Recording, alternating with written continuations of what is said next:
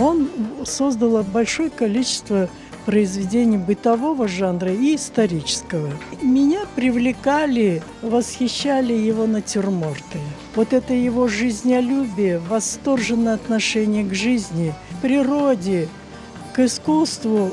Он наиболее ярко, интересно проявил именно в натюрмортах. И он не просто вот эту вот красоту цветка, он еще вкладывал какие-то загадка, там какая-то, надо было присмотреться, подумать, а что же он хотел сказать, там вот, предположим, красные розы и одна белая, там, например. Он говорит, вот цветов много, а любовь одна.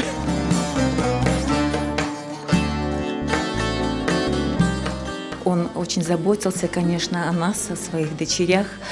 Очень хорошо знал традиции крымско-татарского народа, знал рецепты национальных блюд и учил этому нас. Было коронное блюдо, и это блюдо называлось рыба по-цейлонски и рыба по-мадагаскарски. Почему именно такие названия? Потому что у него была мечта побывать на этом острове, но не сложилось, и поэтому его мечта воплотилась вот в таком названии рецепта.